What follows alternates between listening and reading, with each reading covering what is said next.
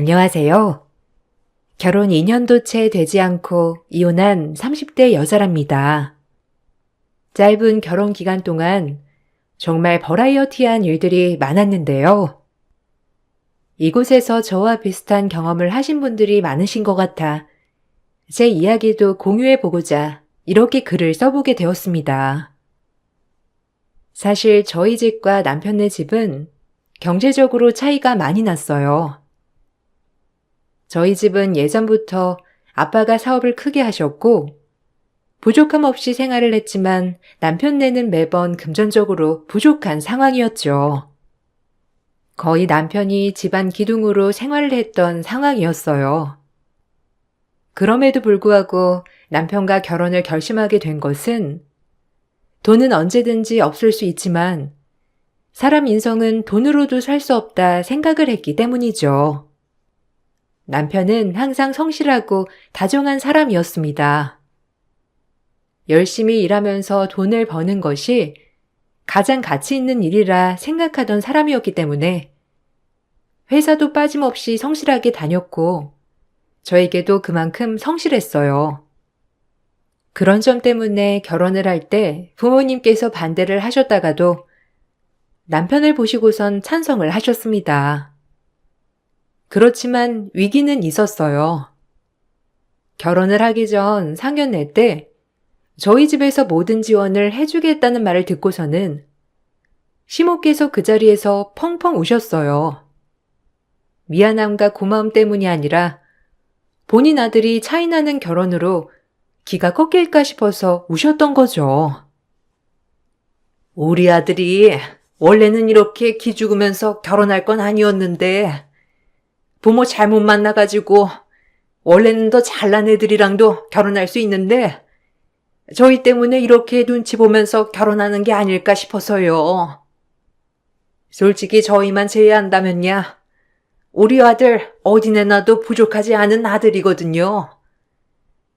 혹시라도 결혼 준비하면서 눈치 주시는 건 아닌지 아들이 마음고생을 하는 건 아닌지 생각하니 너무 속이 상하고 슬퍼서요. 아, 사돈, 진정하세요. 저희가 결혼 비용 다 지불하겠다고 하는 건 사이 보고 눈치 보라고 그러는 게 아니라 우리 딸이 행복하게 잘 시작했으면 좋겠다는 뜻에서 지불하겠다는 겁니다. 그런 뜻으로 지원하는 건 아니에요. 저희도 사위 인성 보고 참 괜찮은 사람이라고 생각해서 허락을 한 거고 그렇게 슬퍼하시지 않으셔도 됩니다. 저희도 뭔가 바라고서 이렇게 하는 건 아니니까요. 맞습니다, 사돈. 저희가 뭘 바라고서 결혼을 지원을 해주겠습니까? 단지 자식이 걸리는 거 없이 편하게 잘 살았으면 좋겠다는 마음으로 저희가 지원을 해주는 거죠. 그러니 그렇게 마음 쓰시지 않으셔도 됩니다. 우리 이서방 봤을 때부터 우리 딸아이한테 너무 잘해주고 성실한 점에서 저희도 무척이나 마음에 들었거든요. 사돈께서 이렇게 마음 아파하시니 그냥 저희가 지원을 해드리는 게 부담스러우신 걸까요? 아닙니다. 그런 건 아니지만 혹시라도 사돈 댁에서 이렇게 다 지원을 해주시게 되면 아들이 부담을 갖게 될까 봐서 그런 겁니다. 우리 아들이 원래 여기저기 눈치 보면서 살아야 할 애는 아니거든요. 집안 빼고는 뭐 하나 빠지지 않는 애라서 주눅들 필요 없다 생각하지만 이렇게 차이가 나게 해주시면 혹시라도 사돈댁에서는 그렇지 않으시겠다 하지만 바라시는 게 있으실 수도 있고 은근히 눈치가 보일 수도 있는 거고요. 그런 게 걱정이라는 거죠. 우리 아들 정말 제가 귀하게 키운 아들입니다. 결혼하더라도 너무 부담 주지 않으셨으면 좋겠네요. 다른 사람들이라면 결혼하면서 모든 비용을 지원해 준다고 했을 때 고마운 마음이 컸겠지만 시모는 지원을 다 받고 싶지만 부담은 주지 않았으면 좋겠다는 뜻을 그냥 표현을 하셨어요. 사실 상견례 다음에 친정 부모님께서는 결혼을 고민해보는 게 어떻겠냐고 하셨지만 신랑이 집까지 찾아와서 죄송하다며 시모가 자신을 장가 보내려고 하니 마음이 싱숭생숭해 그러신 것 같다면서 사과를 하고 나서 신랑을 보고서는 그냥 진행하셨죠.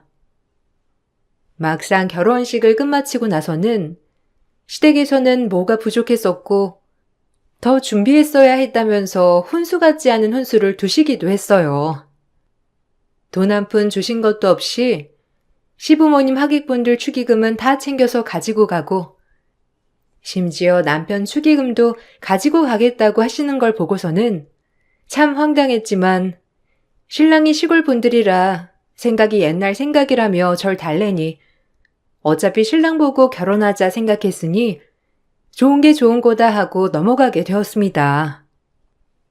시댁은 신혼집에서 몇 시간이나 떨어진 지역이었고 그 뒤로 마주칠 일도 거의 없었어요. 그러다가 상황이 바뀌게 된 것은 남편이 갑자기 사업을 시작하겠다며 말하면서부터였습니다. 남편은 신혼여행 이후에 갑자기 멀쩡하게 잘 다니던 회사를 그만두겠다고 하더라고요. 여보, 나 회사 그만두려고. 오늘 회사에 사직서 내고 왔어.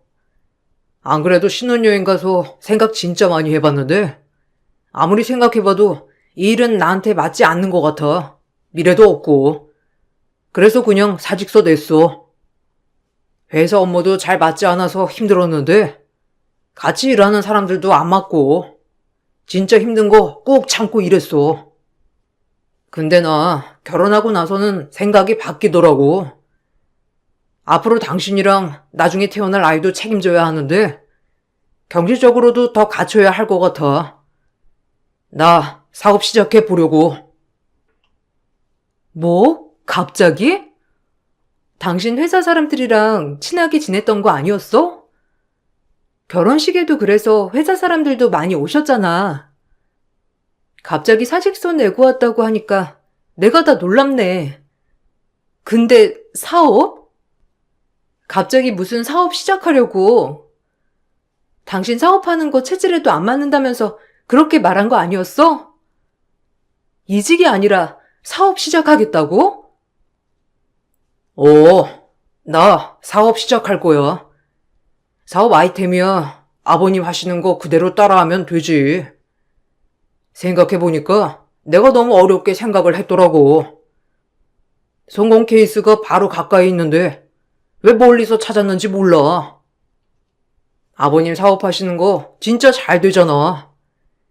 근데 아버님도 이제 연세도 있으시고 말 그대로 가업인데 그거 물려받을 사람도 있어야 하잖아. 근데 나 그렇게 양심 없는 사람은 아니고 난 아버님한테 돈만 받고 사업 제대로 꾸려보려고. 우리 아빠 사업? 그거 당신이 하던 일이랑 아예 다른 분야인데 어떻게 하려고? 거래처도 뚫어야 하고 공부도 많이 해야 하는데 솔직히 지금이야 아빠가 자리 잡아서 그런 거지. 나 어릴 때 처음 시작할 때 몇 년 동안은 엄청 고생도 많이 하셨다고 하시는데 당신 괜찮겠어? 초기 자금은 어떻게 하려고? 퇴직금이라도 다 쓰려고 그러는 거야? 에이, 내가 시작한다고 하면 아버님이 도와주시지 않겠어? 그리고 아버님도 내가 잘 나가면 좋으실 거 아니야. 당신 지금은 일하고 있지만 나중에 임신이라도 하면 일도 쉬어야 하는데 나만 벌려고 하면 어느 정도 벌이는 보장돼야지. 그럼 아버님이 알아서 좀 도와주시겠지. 원래 사업이라는 건 맨 땅에 헤딩하는 거야. 남편은 친정 아빠의 사업을 시작하겠다고 했지만 사실은 아빠의 도움을 받아서 편하게 사업을 하고 싶은 듯 했어요. 본인 말로는 맨 땅에 헤딩을 하는 거라는 말을 했으나 결국에는 아빠가 모든 기반을 다져둔 곳에서 자신은 시작하고 싶다고 말한 거죠. 전 끝까지 반대를 했어요. 전부터 하던 일도 아니었고 거기다가 돈도 없이 무작정 지원을 받고 시작하겠다는 남편의 마음이 좋은 것 같진 않았기 때문이죠. 저의 만류에도 불구하고 남편은 무작정 친정 아빠에게 찾아가 사업을 알려달라며 빌었고, 아빠는 저를 생각해서 사업 전반적인 운영을 도와줬고, 사업이 시작되고 난 후에 투자도 해주셨어요. 거기다가 거래처에도 남편을 소개해주면서 거래를 쉽게 뚫을 수 있도록 도와주셨죠. 수십 년 동안 신뢰를 쌓아오셨던 아빠의 명성을 등에 업고 남편은 거래처도 잡을 수 있었고 사업을 수월하게 시작할 수 있었어요. 그때부터였는지 남편은 거래처 접대를 한다면서 집에도 늦게 들어왔고 심지어 외박을 한 날도 있었습니다. 그때마다 전 남편을 붙잡고 얘기를 했지만 남편은 제 말을 귀등으로도 듣지 않는 듯 했죠. 여보, 좀 너무하다고 생각 안 해? 아무리 사업을 한다고 하지만 이렇게까지 일주일 내내 접대를 해야 하는 일이야? 난 이해가 안 돼서 그래. 우리 아빠도 당신이랑 똑같은 사업하는데 술자리는 한 달에 한 번도 안 했던 것 같은데 어떻게 당신은 일주일 내내 술자리에 접대해? 거기다가 집에도 안 들어오는 거야? 당신 좀 너무한 거 아니야? 우리 결혼한 지 3개월밖에 안 됐어. 당신이야말로 날 이해도 안 해주고 너무한 거 아니야? 내가 지금 나 때문에 이렇게 열심히 하는 거야? 장인어른 명성에 누가 되지 않게 열심히 일하고 있는 거잖아. 거기다가 일 그만두고 어떻게든 돈 벌어보려고 노력하는 건 당신 보이지도 않아? 어떻게 그렇게 철없는 얘기를 해? 누군 술 마시고 싶어서 마시냐? 나도 술이라면 지긋지긋해. 근데 어떻게 거래처에서 원하는 걸? 아니, 어느 거래처에서 그렇게 주야장천 술 마시는 걸 원한다는 거야. 그 거래처들 다 아빠가 연결시켜준 거라며. 그래서 더 열심히 하겠다며. 근데 도대체 어떤 곳에서 그렇게 요구하는 거냐고. 그것부터가 지금 이해가 안 돼. 지금껏 술 접대하면서 사업하신 적 없으신데 어떻게 오빠랑 거래하면 술 접대는 필수라고 하는 건데 그거야말로 잘못된 거 아니야? 그거야 거래처 사장 마음이지. 내가 어떻게 알아? 아무튼 내가 원해서 접대하는 거 아니야. 그리고 남편이 바깥일 하는 건데 그거 가지고 이렇게 징징대면 나도 못 버텨. 이러려고 사업한 것도 아니고 솔직히 자리 잡으려면 지금보다 더 열심히 뛰어야 하는데 이거 당신이 다 방해하고 있는 건 알고 있어? 좀 이해해줘라. 내가 억지로 그러는 거 아니잖아. 당신도 사회생활하면서 이런 거 이해 못해주면 어쩌자는 거야? 여보, 내가 부탁할게. 제발 사업 자리 잡을 때까지만 이해해줘. 그 다음에는 내가 거래처에서 요구해도 다 거절할 수 있어.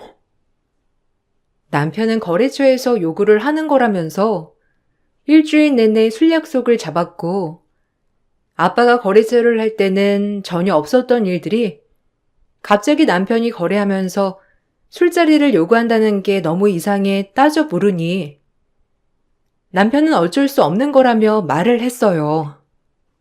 남편은 사업이 자리를 잡을 때까지만 이렇게 생활을 해야 할 것 같다면서 카드값은 카드값대로 술술 나갔고 결국 생활은 제가 버는 돈으로 할 수밖에 없었죠. 남편만 이상해진 것이 아니라 시댁 식구들도 점점 이상해졌습니다. 원래 신혼집에는 오시지도 않으셨던 시모는 한 달에 두세 번은 갑자기 찾아오셔서는 집에서 일주일 넘게 지내시다 가시곤 했어요. 어느 날은 시골집을 청산하고 신혼집이 있는 곳으로 이사를 올까 싶다며 말도 꺼내셨죠. 안 그래도 시골 생활 적적하기도 하고 이제 농사일 하는 게 힘들기도 해서 이참에 시골집 정리하고 여기로 이사 나올까 싶어.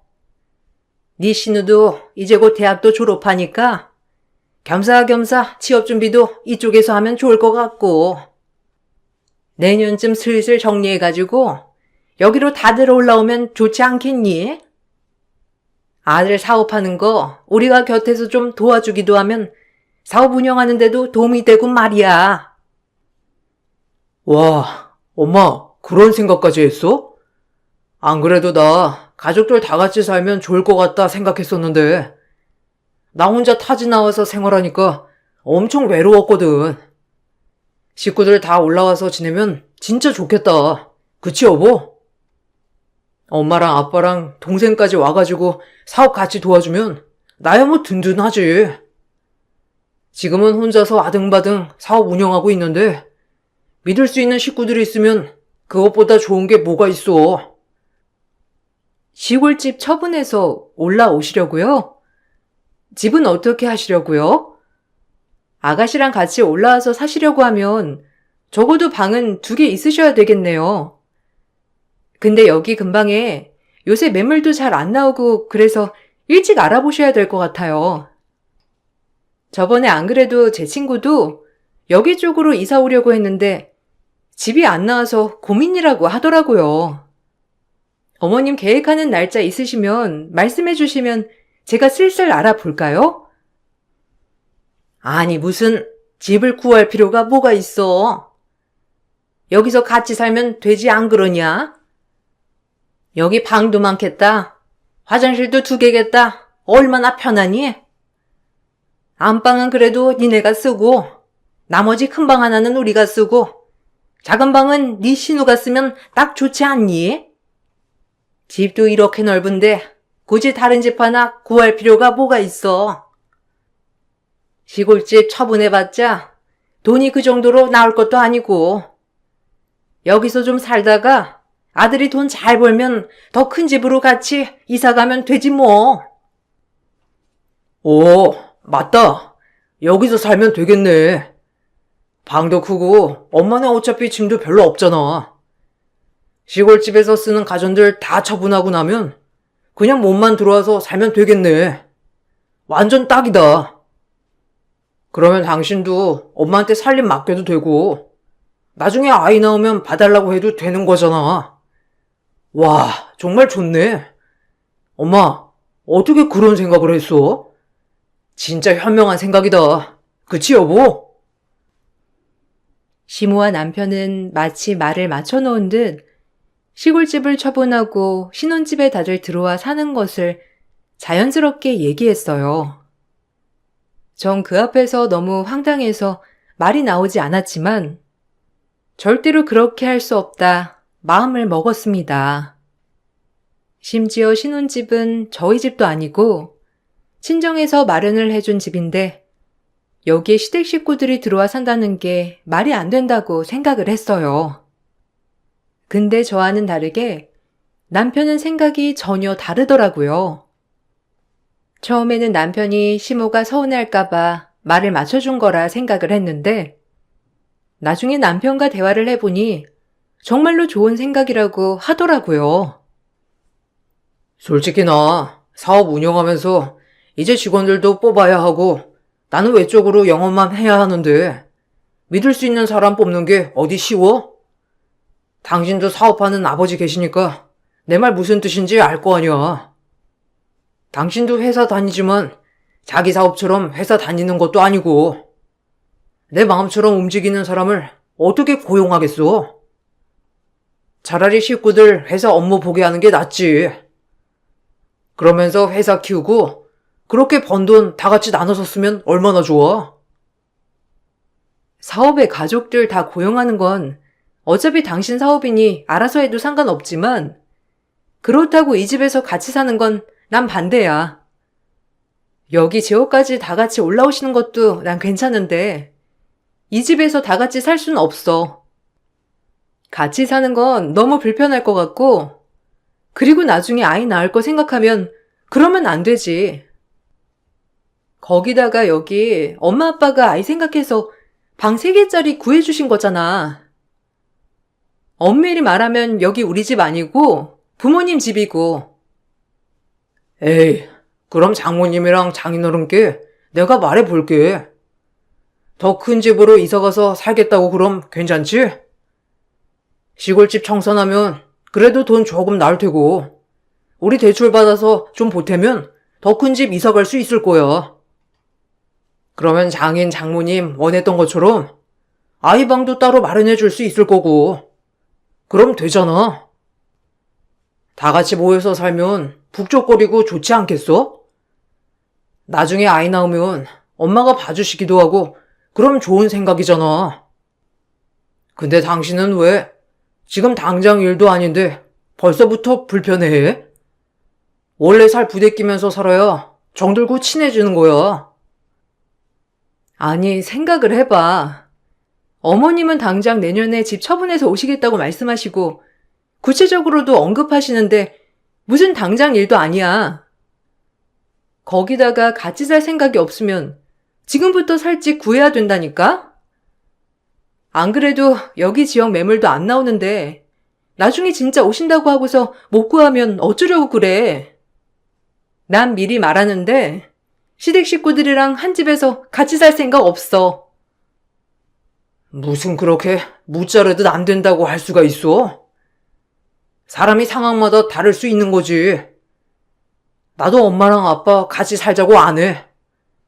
나중에 집 못 구하면 며칠 정도는 같이 있을 순 있겠지만 언젠가는 집 구해서 나가시겠지. 당신 근데 지금 마인드 나 너무 서운하다. 엄마 아빠가 무슨 시집살이를 시키는 것도 아닌데 벌써부터 불편하다고 하는 게 너무 서운하네. 남편은 오히려 제가 불편해 한다는 것에 초점을 맞추고 서운하다고 했어요. 전 제 부모님과 살자고 하면 좋겠냐고 말하니까 남편은 자기는 괜찮을 것 같다면서 말하더군요. 그렇게 말하는 남편에게 더 이상 할 말은 없었습니다. 당연히 제 부모님이 남편과 다 같이 살자고 하지 않을 거라는 걸 남편은 알고 있기 때문에 자신 있게 말할 수 있었던 것 같았어요. 결혼 3개월 만에 남편과의 트러블은 점점 많아졌고 남편뿐만 아니라 시댁일까지 더해지게 되면서 전 하루하루 스트레스를 받기 시작했어요. 어느 날인가 스트레스 때문인지 소화가 너무 되지 않았죠. 병원에 가보니 혹시라도 임신 가능성이 있지 않겠냐며 말씀을 하셔서 전 검사를 해보게 되었어요. 확인을 해보니 임신한 지 7주가 된 상황이었습니다. 초기라서 몸을 조심해야 했지만 더 이상 스트레스를 받아서는 안 된다 생각이 들어 가족들에게 임신 사실을 밝히게 되었어요. 친정에서는 임신 사실을 알고서는 너무나 좋아하셨습니다. 그런데 시댁에서는 바로 전화를 해오시더니 불편한 기색을 드러내셨죠. 아까 아들한테 전화 받았어. 임신했다고? 몇 주라니? 아들 말로는 촉이라고 하던데 아직 확실한 거 아니지 않아? 아니 결혼한 지 얼마나 됐다고? 벌써부터 임신을 했어. 이제 사업 막 좋아지기 시작했는데 임신하면 어쩌니? 입덧은 어때? 목소리 들어보니까 입덧은 심하게 하는 것 같진 않은데. 임신했다고 우리 아들 밥 잘 안 챙겨주면 안 되는 거 알지? 사업하는 사람은 속이 든든해야 돼. 어머님, 저 서운해요. 어떻게 그렇게 말씀하세요? 아무리 그래도 제 몸 걱정도 해주셔야 하는 거 아니에요? 이 와중에도 남편 밥 잘 챙기지 않을까 걱정하시는 거예요? 아직까지는 입덧 심하지 않아서 남편 밥 잘 챙겨주고 있어요. 그러면서 출근도 잘하고 있고요. 어머님, 저번에는 언제 아이 생기냐면서 물어보셔놓고서는 막상 임신했다고 하니까 그렇게 말씀하시니 서운해요. 아니, 뱃속 아이야 자기가 알아서 크겠지만 아들은 사업하는 사람인데 속이 든든해야 사업도 잘할 거 아니니? 너 임신했다고 하면 앞으로 식구도 더 늘 텐데 사업이 잘 돼야 하는 거 아니냐? 네가 임신하더니 예민해진 것 같은데 아무리 맞벌이여도 여자는 안사람이고 남자는 바깥 사람이야. 바깥 사람이 건강하게 일을 해야 집안이 바로 서는 거지. 에휴, 그나저나 나는 걱정이 너무 크네. 너네가 아이는 늦게 갖겠다고 해서 나중에 갖는 줄 알았더니만 벌써부터 애가 들어섰다고 하니, 에휴, 너도 좀 그렇다. 너무 조심 안 한 거 아니니? 이런 거 요새 젊은 애들은 철저하게 계획해서 갖는다고 하더니만.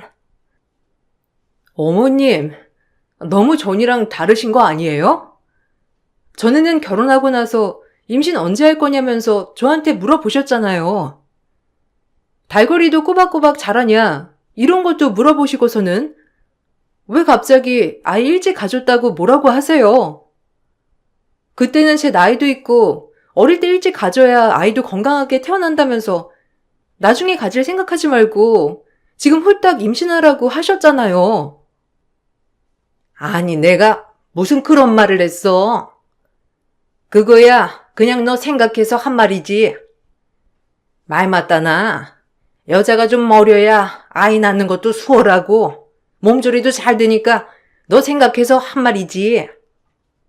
솔직히 우리 아들 생각했으면 아이 늦게 낳아도 되는 거지. 솔직히 말이야, 이제 와서 하는 말인데 너는 아들이랑 나이 차도 별로 안 나서 빨리 애 낳아야 되지만 우리 아들이야 10년 후에도 아이 낳을 수 있는데 내가 우리 아들만 생각해서 말했겠니? 너 생각해서 말했지. 하여간에 임신했다니까 이제 어쩔 거야. 몸 조심하는 수밖에. 시모는 마치 제가 남편의 발목을 잡는다는 식으로 말을 했어요. 전에는 어떻게든 일찍 임신하라며 닥달을 하셨는데 그것조차도 남편은 언제든지 아이를 낳을 수 있지만 저는 30대라 임신을 할 기간이 얼마 남지 않았으니 절 생각해 한 말이라는 어처구니 없는 말도 하셨죠. 그런 시댁 태도를 보면서 너무나 서운했어요. 그 후로도 시댁에서는 제가 임신한 것에 대해서 궁금해하지도 않았죠. 아이가 딸아이라는 말을 듣고서는 남들 다 달고 나오는 것도 못 달았다면서 막말도 하셨습니다.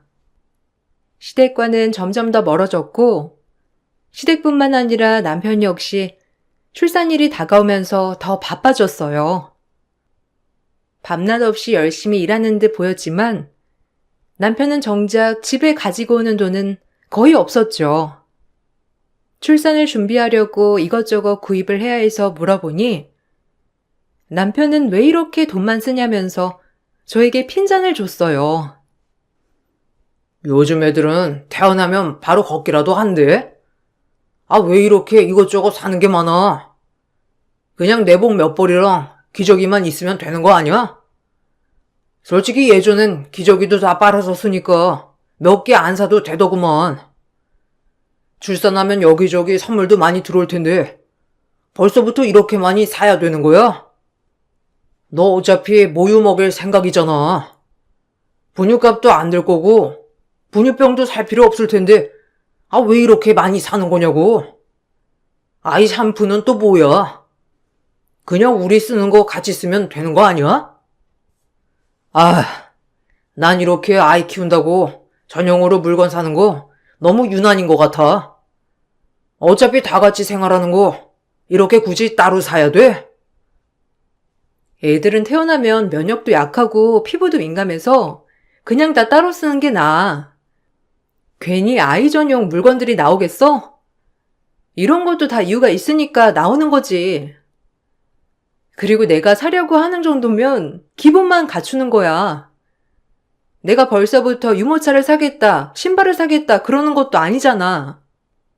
모유는 내가 하고 싶다고 해서 할 수 있는 것도 아니고 기저귀는 내가 매번 빨 수 없으니까 사겠다고 하는 건데 뭐가 문제야? 아무리 그래도 당신 좀 관심을 좀 가져야 할 것 같아. 다른 것도 아니고 우리 아이인데 왜 이렇게 관심이 없어? 내가 관심이 없긴 뭐가 없어. 아직 실감이 안 나서 그런 거지. 내 친구들한테도 물어보니까 아이 태어나기 전까지는 실감 안 난다고 하던데 걔들도 나처럼 얘기했어. 아이 물건들이 이렇게 많이 사야 하는지 몰랐다고 다 얘기하는데 무슨 나만 관심이 없다는 거야? 어쨌든 필요한 것만 아껴서 사. 아이 크면서 쓸 돈도 많을 텐데 벌써부터 이렇게 가소비해야 되겠어? 내가 알아서 잘 살게. 당신한테 사달라고 안 할 테니까 그만해. 그리고 이제 아이 출산일 다가오는데 저녁에 나가는 건 좀 줄여줬으면 좋겠어. 언제 아이 태어날지도 모르고 급하게 병원 가야 할 수도 있는데 매번 그렇게 새벽에 들어오면 어떡해. 당신 없을 때 아이 낳을 판이야. 예정일이 일주일도 안 남았는데 집에는 잘 들어와야 할 거 아냐. 남편은 아이용품 하나 사는 것도 민감하게 반응을 했어요. 그만큼 사업이 힘든가 싶어서 남편이 바쁘게 일하고 들어와도 별다른 잔소리를 하지 않았지만 해도 너무하다 싶을 정도로 남편은 출산일이 다가올 때까지도 매번 접대에 야근에 바쁘게 지냈습니다. 결국 출산을 하던 날까지 남편은 제 시간에 오지도 못했고 몇 시간이 더 지나고 나서야 겨우겨우 병원에 모습을 보였어요. 그래도 허겁지겁 땀 범벅인 채로 뛰어들어오는 남편을 보면서 그래 일이 바빠서 그랬거니 이해를 해 주었습니다. 한 달간 산후조리원에 있고 난 후 친정엄마가 집에서 산후조리를 해 주셨어요.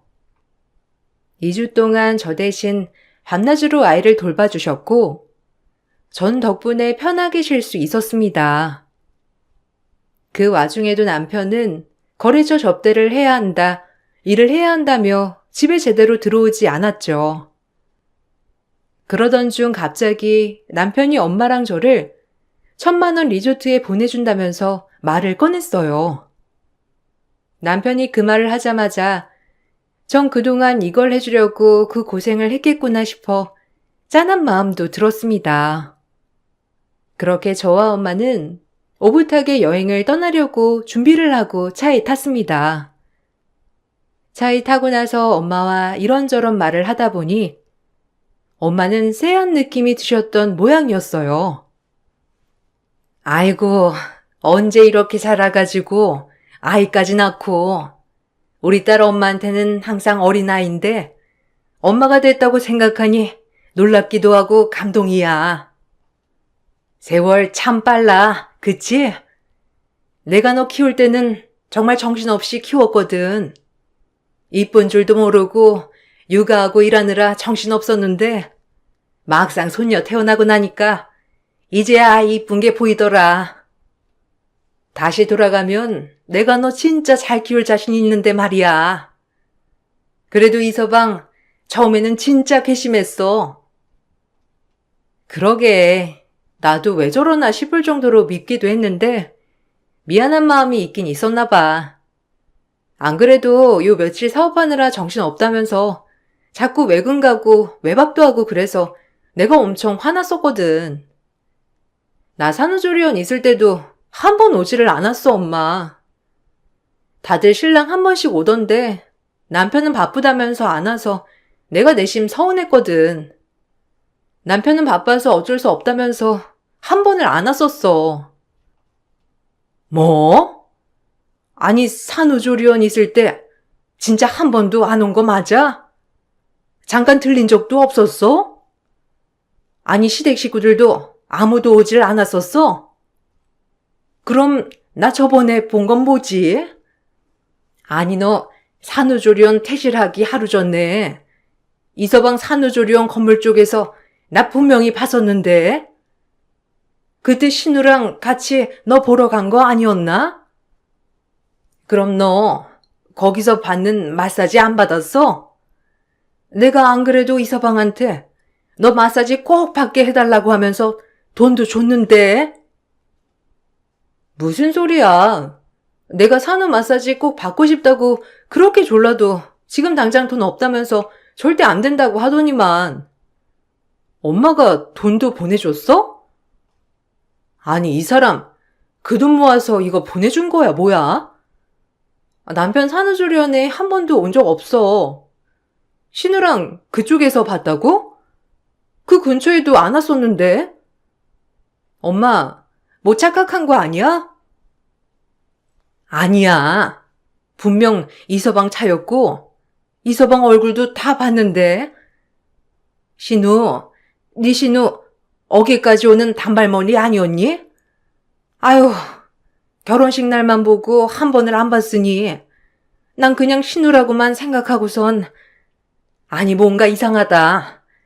안 그래도 네 아빠한테 이서방 너무 바빠서 얼굴 볼 수도 없다고 하니까 아빠가 바쁘긴 뭐가 바쁘겠냐면서 웃던데. 딸, 뭔가 쎄해. 우리 집에 다시 가자.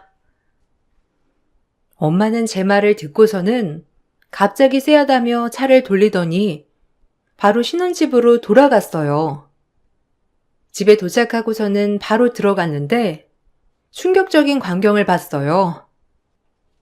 바로 남편과 처음 본 여자가 무릎에 누워서 TV를 보고 있었죠. 눈이 마주친 남편은 화들짝 놀라더니 아무것도 못하고 얼어붙은 듯 했어요. 엄마는 아이를 남편에게 안겨주고는 경찰에 바로 무단 침입으로 상간녀를 신고했습니다. 5분도 안 돼서 경찰이 도착했고 상간녀는 그렇게 쫓겨났어요. 엄마는 얼버무리는 남편을 내쫓았고 정신없는 저를 붙들고는 친정으로 향하셨어요. 현실 파악을 하기도 전에 저보다 먼저 엄마는 빨리 증거를 확보하셨죠. 아파트 CCTV를 확인하셨고 남편의 바람 증거를 찾았습니다. 다음날 바로 집을 부동산에 내놓았고 워낙 매물이 없었기 때문에 집은 순식간에 나갔어요. 집이 매매되고 난 후에 뒤늦게 찾아가 봤는지 남편은 매일매일 친정집으로 찾아왔어요. 무릎을 꿇고 친정집 앞에서 빌었지만 엄마는 남편에게 소금을 뿌렸고 아빠는 크게 화를 내시고는 투자금을 회수하겠다며 선언하셨습니다. 아빠가 거래처에 다 방문해 남편과 더 이상 아무런 관계가 아니라고 선언하니 당연히 거래처에서는 남편과의 거래를 다 끊었어요. 그 뒤로 시모가 저에게 연락을 하셨죠. 너 진짜 해도 해도 너무한 거 아니니? 네가 오줌 못 났으면 밖에서 다른 여자 데리고 다니겠어. 네가 그렇게 독하게 구니까 아들이 딴 생각한 거야. 여자라면 이렇게 한 번씩 일 있어도 이해하고 넘어갈 줄 알아야지. 그렇게 독하게 한 네 책임도 있는 거야. 그리고 나 너네 엄마 가만 안 둬. 어떻게 귀한 우리 아들한테 소금을 뿌려? 내가 정말 이거 듣고서는 바로 찾아가서 한바탕 엎으려다가 참았어. 아줌마, 사람이 가지고 있는 게 없으면 염치라도 있어야죠. 양심도 없고 염치도 없는 건 뭐 유전인가? 모전 자전이네요. 아줌마 고소할 거면 얼마든지 하세요. 할 수 있는 거 다 끌어다가 하시든가 말든가. 당신 아들 부끄러운 짓거리 한 거 내가 동네방네 소문 안 내고 다니는 것만으로도 감사하다 생각해야지 이따위 말을 짓거려요? 남자가 바깥일 하다 보면 이런 일도 있고 저런 일도 있는 거지. 그거 한번 이해를 못 해주니? 그리고 애나 데리고 가. 어떻게 엄마가 된 게 네 자식 이렇게 내버려 두는 게 말이나 돼? 네가 모성애도 없이 이렇게 손주 내팽개치니까 아들이 이상한 생각 해버린 거 아니니? 너 자꾸 억울하다고 생각하는 모양인데 이렇게 너한테 일 생긴 거 너 자신을 되돌아보라고 하는 거야. 저기요, 양심 없는 아주머니. 저도 엄마지만 그쪽 아들은 아빠거든요. 모성애가 있으면 부성애도 있겠죠. 지금까지 제가 고이고이 잘 키웠으니 당신 아들 보고 잘 키우라고 하세요. 아이 키우는 양육비는 줄 거니까 그쪽에서는 신경 쓸 일도 아니고요. 지금껏 받아 처먹은 거나 다시 뱉을 생각하라고 좀 전해주시고요. 남편의 바람조차 저의 탓을 하는 시모의 말에 전 마음을 냉정하게 먹기로 했습니다. 아빠는 남편 회사 투자를 회수하기로 결정했어요. 안 그래도 주변 거래처에 매일 여자와 동석해 접대하려고만 한다면서 소문이 많이 나 있어 고민을 했었는데 이번 일로 냉정하게 민사소송을 하셨어요. 그렇게 남편은 투자금에 대한 배상을 하게 되었고 저는 동시에 이혼 소송을 했습니다. 당연히 바람을 저지른 남편은 2천만 원의 위자료를 배상해야 했습니다. 상간녀 역시 위자료 청구를 했고 2천만 원을 배상하게 되었어요. 알고 보니 남편이 사업을 운영하고 있던 와중에 알게 된 여자였는데 이미 아내가 있다는 것도 다 알고 있었다고 하더라고요. 살고 있던 신혼집도 남편의 명의고 사업도 잘 되는 줄 알았다면서 나중에 아이를 떠안게 되었다는 걸 알고서는 저에게 2천만 원을 배상하고 나서 미안하다는 말만 전하고 도망을 갔죠. 재산 분할도 당연히 제가 다 가지고 왔습니다. 결혼 기간도 얼마 되지 않았고 애초에 결혼할 때 제가 다 가지고 간 것이라 분할할 것도 없었어요. 남편은 그 후로도 정신 못 차리고 술 마시고 다니면서 흥청망청 지냈고 아이는 시모가 도맡아 보느라 뼈 빠지게 고생하고 있다고 하더라고요. 술 마시고 집에 행패를 부리러 왔길래 그날로 전 양육권 변경 신청과 함께 자녀의 방임과 술 마시고 행패 부린 것을 계기로 접근 금지까지 신청했습니다. 그렇게 전 남편을 완전히 끊어냈어요.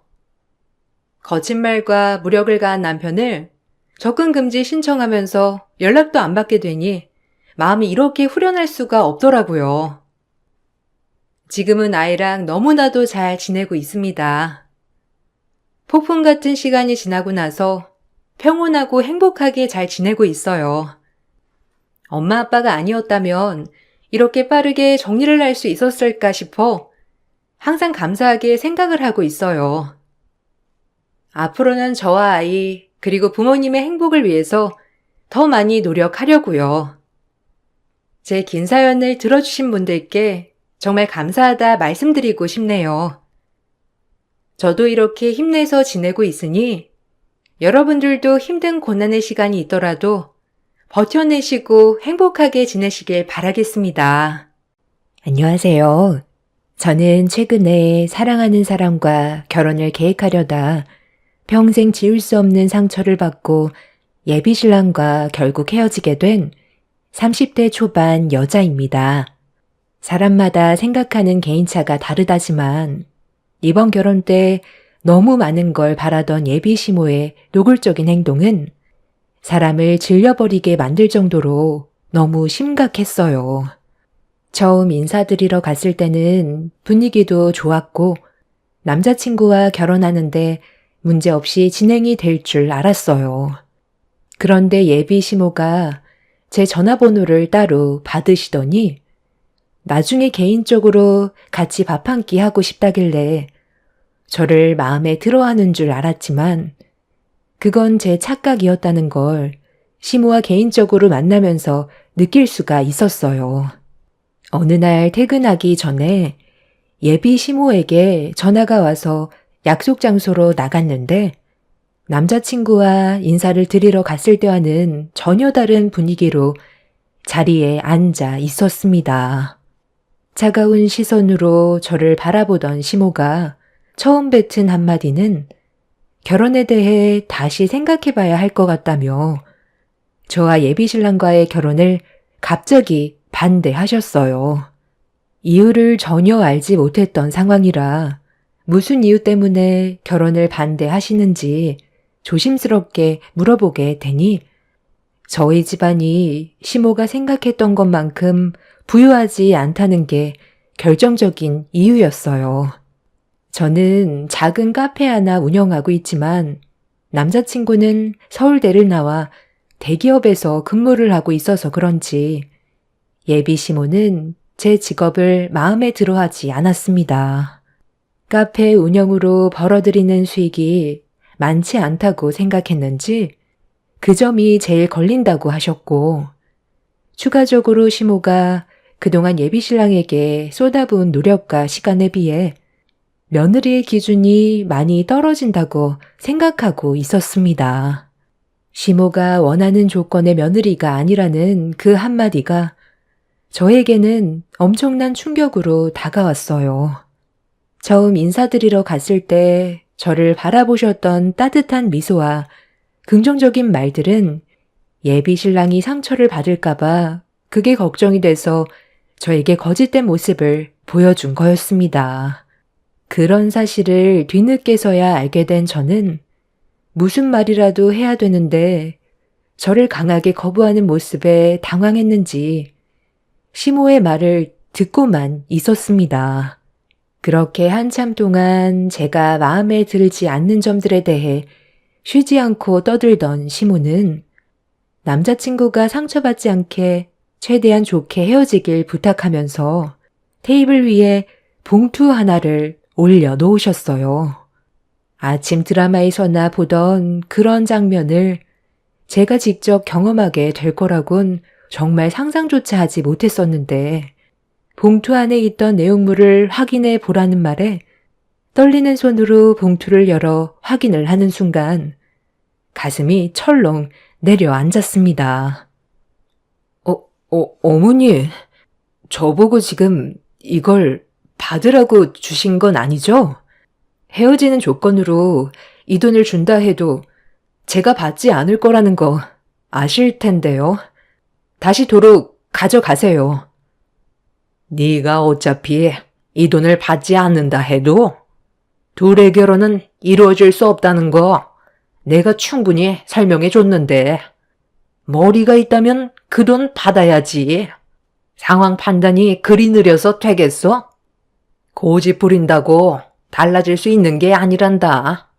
네가 아무리 내 아들과 결혼하겠다고 버텨봤자 나는 너를 며느리로 받아들일 수 없고 여기서 멈추지 않는다면 감당하기 힘들 정도로 안 좋은 상황까지 경험하게 될 거다. 서로 얼굴 붉히지 말고 최대한 좋게 이쯤에서 마무리하는 게 좋지 않겠니? 그 돈 받아도 내 아들한테 얘기하지 않을 테니까 내 호의를 거절하지 않았으면 좋겠다. 헤어져 달라는데 돈까지 지어주는 사람이 어디 있어? 네가 내 아들과 함께 놀아준 시간들에 대한 보상이니까 부담 갖지 않고 넣어놔도 된다. 너희 집안 그렇게 잘 살지도 못한다면서 그 돈 앞으로 먹고 사는데 어느 정도 도움은 되지 않겠어? 무조건 거절하는 것보단 현재 어떤 상황인지부터 파악하는 게 좋을 것 같은데 헤어지는 조건으로 3천만 원이면 정말 괜찮은 거 아니니? 저는 더 이상 대화 자체를 하고 싶지 않아 예비 시모에게 돈 봉투를 다시 돌려준 뒤 자리에서 먼저 일어나려 하자 두 번의 기회는 없을 거라면서 후회하지 말라고 무섭게 노려보셨어요. 살면서 이런 치욕을 느껴본 적이 없었던 터라 정말 기분이 안 좋았어요. 이럴 거면 처음부터 제가 마음에 들지 않는다고 말했으면 결혼에 대해 남자친구와 진지하게 다시 대화를 했을 텐데 결혼을 허락해 준 것처럼 행동하셔놓고 뒤늦게 집안 때문에 반대한다는 말을 꺼냈을 땐 기분이 상당히 안 좋았어요. 저를 대했던 모든 행동들이 가식이라는 걸 뒤늦게 알게 됐을 때 앞으로 이 상황을 어떻게 헤쳐나가야 할지 걱정이 많았습니다. 사랑하는 사람과의 결혼이 불가능할 거라곤 전혀 예상하지 못했었는데 돈 봉투가 제 앞에 놓였을 때 억지로 결혼한다면 분명 저에게 씻을 수 없는 상처가 될지도 모른다는 안 좋은 느낌이 들어 결국 자리에서 일어나 카페를 나왔고 예비 신랑한테 이런 상황을 알렸어요.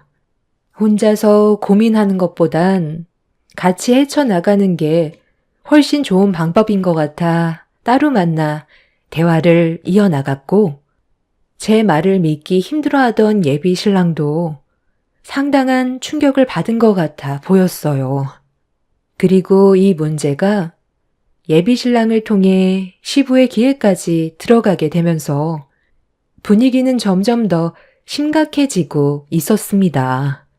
시부는 저와 남자친구의 결혼을 허락하셨었고, 예비 시모 또한 따로 만나기 전까진 결혼 허락에 긍정적인 의사표현을 했었기 때문에 하루아침에 바뀐 태도에 대해 납득할 만한 이유를 물어봤지만 예비 시모는 설명을 하기보단 제가 남자친구한테 단둘이 나눴던 대화와 돈봉투까지 나왔었다는 상황들에 대해 말했다는 걸 상당히 안 좋게 보고 있었어요. 저 또한 예비 시모의 행동을 이해할 수 없었기 때문에 납득하기 힘들어 알린 것뿐이지 다른 이유는 없었습니다. 남자친구와 결혼을 하지 못하고 헤어져야 될 충분한 사유가 아닌 것 같았거든요. 결국 저는 다시 예비 시댁으로 불렸고 모두가 한자리에 모여 심각하게 대화를 이어나갔지만 문제가 해결되기보단 서로의 감정만 격해지고 있었습니다. 내가 능력도 없는 저런 평범한 여자를 며느리로 들이려고 지금까지 내 아들에게 온갖 정성을 다 쏟았는지 알아? 안 된다고 했으면 여기서 끝내면 되는 거지. 서로 얼굴을 붉혀야 되겠어? 내가 조용히 따로 불렀을 때는 이런 문제가 생기는 걸 원하지 않아서였는데 너의 그 입방정 때문에 지금 가족들 분위기가 어떻게 됐니? 끝내 결혼을 한다 해도 나는 이미 너를 반대했었기 때문에 좋은 관계를 유지할 수가 없다. 각자 급이 있는 건데 오르지 못할 나무에 매달려서야 되겠어? 어머니, 저희 연애만 5년 했어요. 그만큼 진지한 만남을 이어나갔었고 결혼까지 생각했었어요. 분명 처음 인사드리러 왔을 땐 이 결혼 긍정적으로 생각하셨잖아요. 그건 내 아들이 상처받는 모습을 보고 싶지 않으니까 앞에선 그냥 좋게 넘어가려 했던 것뿐이지. 이미 속으론 네가 마음에 들지 않아 심적으로 상당히 불편했었다. 그 시간이 나에게는 얼마나 곤욕스러웠는지 알아? 그래서 너를 따로 만나자고 했던 거고 최대한 좋게 해결 보려고 5년에 대한 보상금까지 챙겨줬으면 눈치껏 빠질 줄도 알아야지. 상황을 이렇게까지 안 좋게 만들어? 결혼만 한다고 해서 끝나는 문제가 아니라는 걸 얘기해줬으면 인정하고 다른 남자 만날 생각해야지. 네가 감히 우리 가족을 분열시키려 들어? 당신도 내가 충분히 설명했으면 알아들어야지. 왜 저의 편을 들고 있는 건데? 서로 좋아서 5년을 만나왔는데 결혼 허락 못하겠다는 한마디로 둘 사이를 갈라놓는 건 둘에게 너무 큰 상처를 주는 거잖아. 아직도 서로는 진심으로 사랑하고 있는데 우리가 부모라는 이유 하나로 막아서는 건 문제가 있는 거지. 예비 며느리가 당신이 정한 기준에 미치지 못한다 해도 아들을 위해서 이 결혼 허락해 줄 수도 있는 거잖아. 당신이 아무리 반대를 해봤자 둘 사이를 갈라놓을 수 있을 것 같아? 오랜 시간 연애한 만큼 서로에 대한 확신이 있어서 신중하게 결정을 한 거지. 소꿉장난하고 있는 게 아니잖아. 당신 계속 부정적으로 말하면 나도 더 이상은 좋게 넘어가지 않을 거니 그런 줄 알아. 엄마가 그동안 저를 어떻게 키워주셨는지 잘 알고 있어요. 그래서 좋은 대학 나와 대기업에도 입사할 수 있게 됐잖아요. 전부 엄마 덕분이에요. 하지만 결혼 문제는 엄마가 원하는 대로 할 수는 없을 것 같아요. 지금까지 엄마 뜻대로 살아왔으니까 결혼은 제가 사랑하는 사람과 할 수 있게 해주세요. 능력 좋고 집안이 잘 산다 해도 제가 마음에 들지 않는다면 그 결혼 생활은 오래가지 않을 거고 결국 그 끝은 이혼에 대한 아픔뿐이겠죠. 엄마도 아빠를 사랑해서 결혼한 거지 아빠가 가진 뒷배경을 보고 만난 건 아니잖아요. 그때는 서로가 찢어지게 가난해서 입에 풀칠하는 것도 어려웠었다면서요.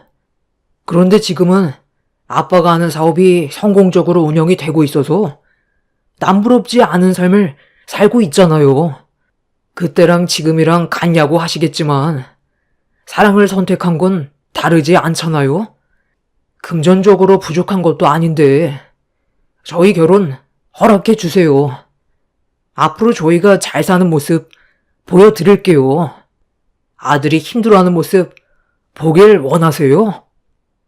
예비 시모의 굳어진 얼굴과 눈빛에선 저를 상당히 마음에 들어하지 않는다는 걸 느낄 수 있을 정도로 무섭게 노려보고 있었어요. 아무리 제가 마음에 들지 않는다 해도 아들이 원하는 사람과 결혼을 허락해 주는 게 당연한 거라고 생각했던 저와 다르게 예비 시모는 여러 가지로 많은 걱정을 하고 있었습니다. 서울대 대기업을 나온 남자친구가 손바닥만한 카페 하나 운영하고 있는 저와 결혼했을 때 주변에서 어떻게 바라볼지 걱정을 하고 있었고 결혼 이후 받게 될 용돈 또한 예비 시모가 생각해 두었던 기준에도 한참 미치지 못할 것 같아 그런 여러 가지 점들에 대해 저와의 결혼을 부정적으로 바라봤어요. 한참 동안 대화를 지속해도 해결 방법은 전혀 보이지 않았습니다. 그렇게 몇 시간 동안 나눈 대화가 계속해서 원점으로 돌아가게 되자 예비 시부가 단호하게 결정을 내리셨어요. 최대한 분위기 좋게 끝내려 했는데 당신이 하는 말들은 전부 다 부정적인 것밖에 없잖아. 그래도 좋은 점 하나쯤은 말해줄 줄 알았는데 당신한테 너무 실망했어. 내가 집안의 가장으로서 둘의 결혼 허락해 줄 테니까 당신은 더 이상 얘기하지 마. 둘이 사랑해서 같이 열심히 살아보겠다는데 당신이 문성이의 인생을 왜 마음대로 하려는 건데? 자식이라고 해서 모든 결정이 부모에게 권한이 있는 건 아니야. 이제 그만해. 이런 문제로 얼굴 붉혀봤자 좋아질 거 하나 없어. 아, 글쎄. 쟤는 내 며느리로 만족을 할 수 없는 기준이라고 몇 번을 얘기해. 당신이 문성이를 사랑하는 만큼 나 또한 내 아들이 앞으로 살아갈 인생이 더 행복했으면 좋겠다고. 그래서 이 결혼에 대해 반대를 하는 건데 그게 그렇게 잘못됐어? 내 눈에 흙이 들어와도 나는 끝까지 반대할 거니까 더는 얘기하지 마. 부모가 반대하면 그 결혼 안 하는 게 맞다곤 하지만 이건 엄마의 개인적인 감정이 들어간 문제라 저도 더 이상은 좋게 말씀드리기 어려울 것 같아요. 저희 둘의 결혼 엄마가 허락해주지 않는다 해도 진행할 거니 그런 줄 아세요. 이 사람이 문제가 있는 것도 아니고 충분히 사랑받을 자격이 있는 사람인데 엄마가 바라보는 그 시선이 저에게는 너무 큰 상처로 돌아오네요. 제 인생 남이 대신해서 살아주는 것도 아니고 엄마 혼자 반대한다고 이 결혼 안 할 수는 없을 것 같아요. 저희 먼저 일어날게요. 충분히 의사 전달했으니 엄마도 이제 그만하시고 좋게 받아주세요. 평생 얼굴 안 보고 살 자신 있어요? 제가 이렇게까지 하길 원해요. 그러니까 지금 네가 엄마한테 한 말은 쟤랑 결혼을 하기 위해서 엄마와의 연을 끊어내겠다는 거야? 엄마가 없는 결혼식을 진행하겠다는 거냐고. 그걸 원하지 않으시면 이제 그만 좀 하세요. 평생 얼굴 붉히면서 살 거예요? 이 사람이 앞으로 엄마한테 도움이 될 수도 있는 거잖아요. 사람 일 아무도 몰라요. 나중에 후회하는 일 생기고 나서야 땅을 쳐봤자 소용없다니까요. 극단적인 면만 보려 하지 마시고 다른 방향으로도 생각을 좀 해보세요. 엄마가 너한테 싫다고 얘기하는데도 절대 꺾지 않겠다는 거지? 그래, 어떤 마음인지 충분히 알았으니까 너희들이 하고 싶은 대로 한번 해봐라. 그 대신 기본적인 것들은 무조건 해야 될 거야. 결혼을 허락해줬으면 내가 생각하는 기준은 당연히 맞춰줘야 되는 건 맞는 거잖아. 내 아들과 앞으로 신혼집으로 들어가 살게 될 아파트 집값이 아마 9억 정도 될 거다. 그에 맞게 너도 얼마나 준비가 되어 있는지 보여줘야 할 거야. 보통은 상견례하고 결혼식 한두 달 전에 예단비를 받는 게 기본 절차이지만 지금 내 기분으로는 아직 상견례할 마음이 없으니 네가 얼마를 준비할 수 있는지부터 확인해보고 상견례를 하든 말든 기준을 정하도록 하마. 원하지도 않는 결혼 억지로 진행하는데 상견례부터 해서 예비 사돈끼리 얼굴 붉히는 걸 보고 싶진 않겠지? 너도 그걸 원하는 건 아닐 테니 얼마나 준비할 수 있는지부터 나에게 보여주거라. 결혼이라는 게 너희들이 생각하는 것처럼 간단한 문제가 아니야. 그냥 혼인신고 서류에 도장 찍는다고 끝나는 게 아니라는 걸 너희들도 알아야 하지 않겠니?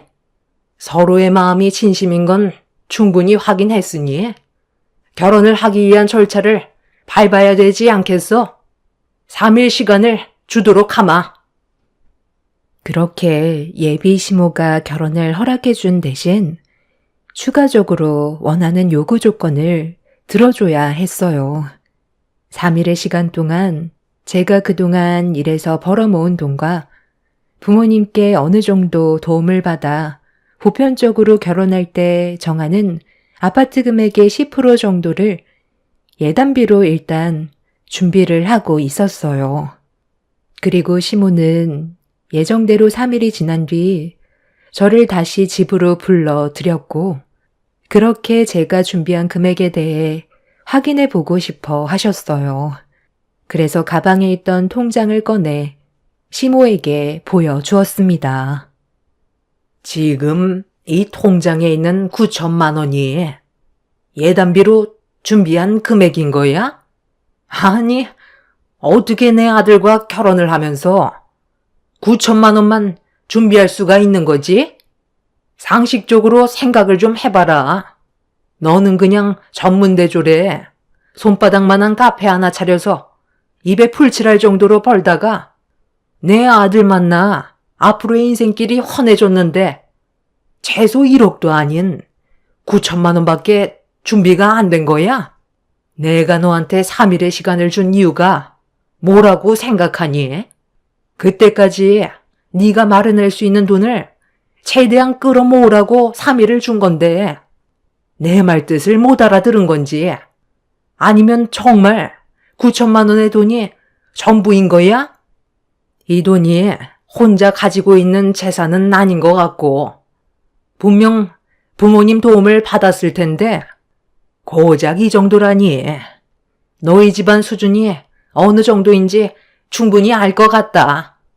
내가 생각한 기준은 1억 5천 정도였는데 그보다 한참 못 미치니 어쩌겠어. 이 결혼은 무효가 되는 거지. 내 아들이 퇴근하고 들어오기 전에 너를 미리 부른 건 저번에 따로 만나서 대화했던 거 기억하지?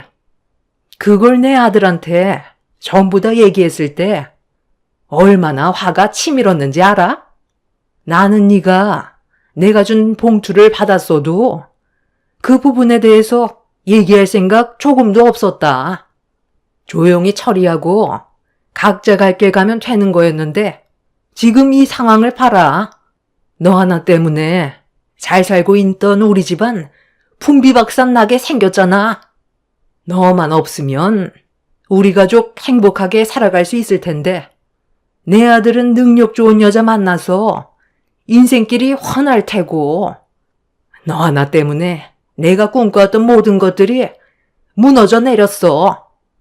당장 헤어지고 다시는 내 앞에 나타나지 마라. 쥐뿔도 없는 집안 주제에 어디서 감히 내 아들을 넘봐? 그동안 내 아들과 연애하는 거 아무 말 안 하고 왜 지켜만 봤는지 알아? 내 아들이 헛헛할까봐 잠깐 동안 데리고 놀라고 뒤에서 보고만 있었던 건데 가만히 있으니까 아주 끝까지 가려고 하네.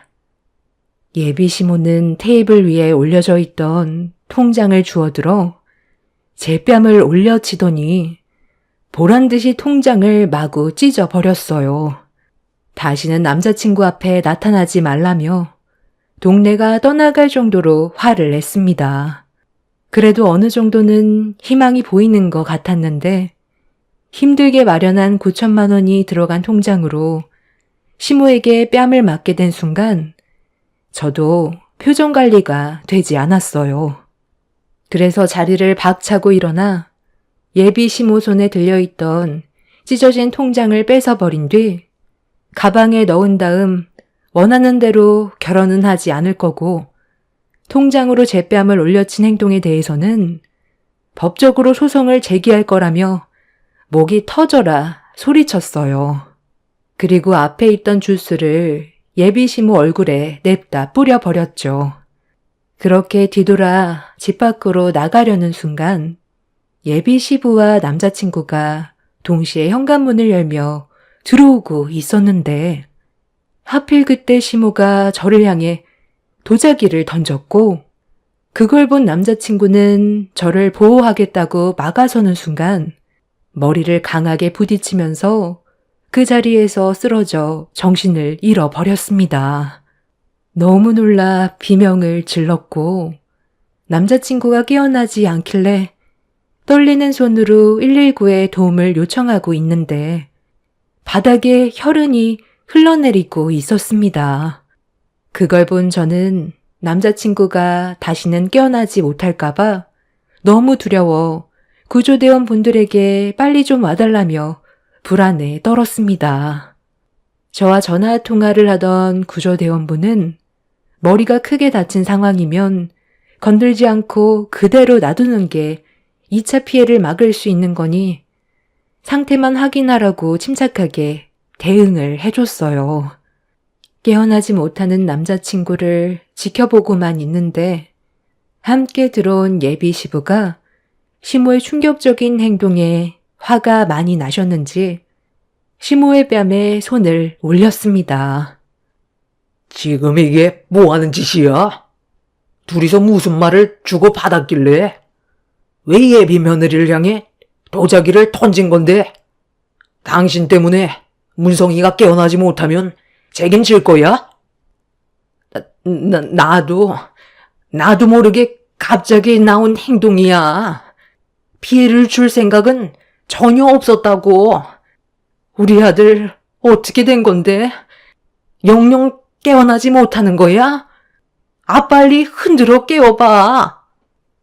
머리를 크게 다쳤는데 흔들다가 더 큰 문제가 생기면 어쩌려고 그래? 구조대원이 하는 말 못 들었어? 2차 피해가 생길 수 있으니까 가만히 있으라잖아. 이게 다 너 때문이야.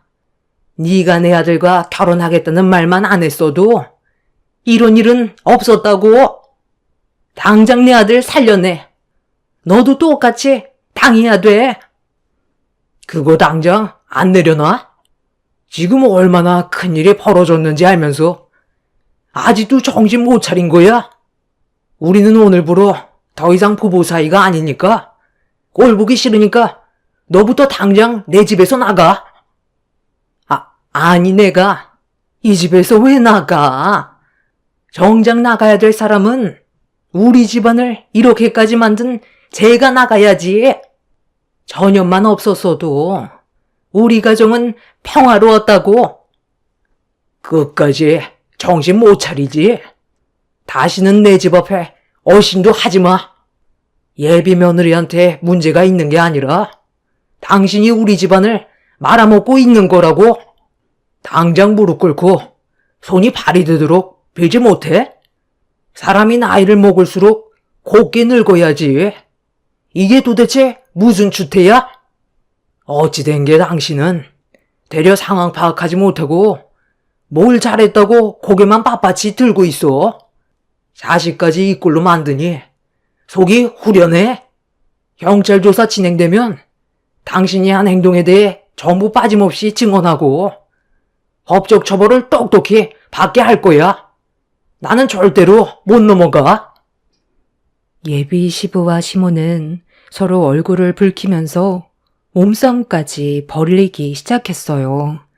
그리고 그 사이 구조대가 와서 남자친구를 응급실로 데려갔고, 뒤에 온 경찰분들이 예비 시모가 한 행동에 대해 조사를 진행했습니다. 저는 좀 전에 있었던 일들에 대해 하나도 빠짐없이 상황 설명을 했고, 예비 시부가 뒤처리를 하겠다면서 저는 남자친구가 있는 응급실로 가보라며 저를 먼저 보냈습니다.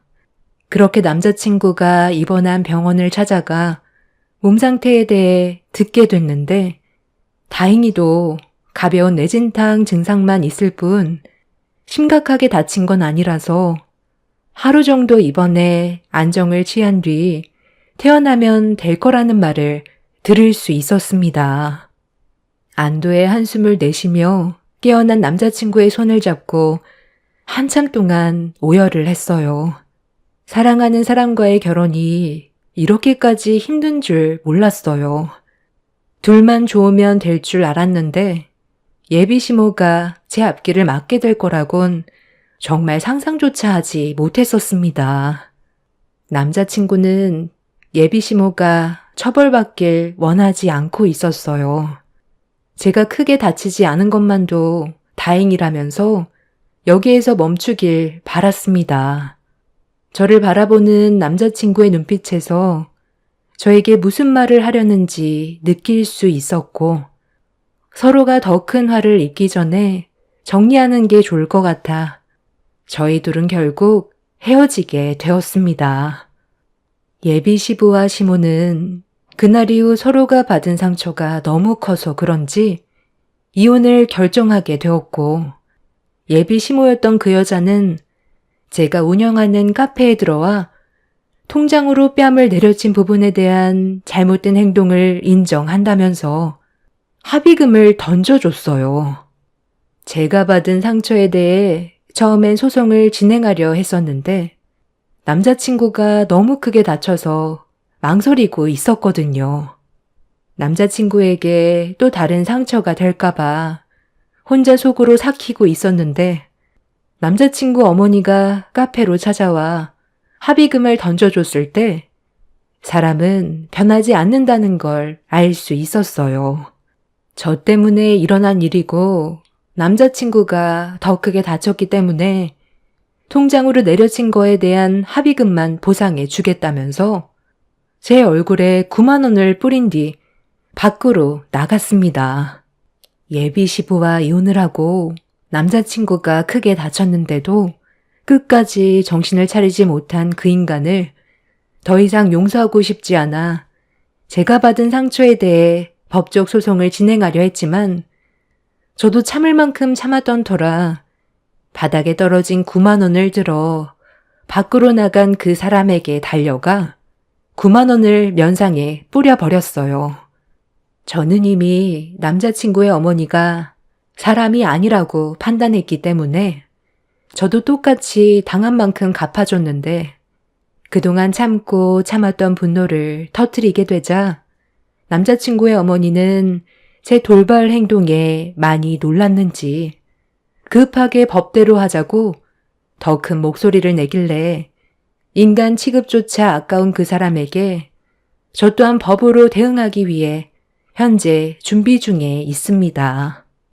남자친구가 저를 보호해주지 않았다면 저에게 불행이 찾아올 수도 있을 만큼 충격적인 일들이었기 때문에 이 부분에 대해서 법적 소송을 진행하려고 변호사와 상담을 했는데 도자기 파편이 튀면서 제 얼굴에도 상처가 났기 때문에 충분히 무거운 형을 내릴 수 있다고 하더군요. 그리고 얼마 전에 남자친구의 아버지가 카페로 찾아오셨어요. 남자친구가 저와 헤어진 뒤 상당히 힘들어한다면서 조심스럽게 다시 시작하길 바라고 있었습니다. 하지만 선뜻 답을 해드리지 못했어요. 두 분이서 이혼은 했지만 또 다른 문제가 생길까봐 힘들 것 같다고 설명을 드렸습니다. 모두에게 축복받는 결혼이 아니라면 그만 접는 게 좋을 것 같다고 생각했어요. 그게 제가 선택한 길이고 나중에 더 좋은 인연이 찾아오는 날이 있겠죠. 정말 힘든 결정이었고 남자친구였던 그 사람도 더 좋은 여자 만나 행복하게 살았으면 좋겠습니다.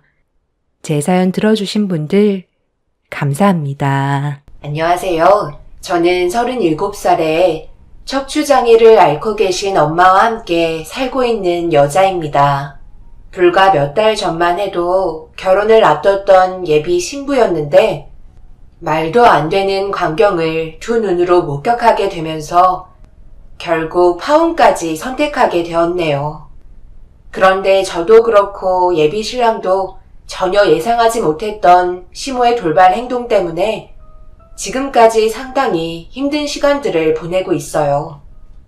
그런데 예비 신랑이 저와 파혼하게 된 걸 받아들이는데 많이 힘들었는지 어제 저녁에 찾아왔어요.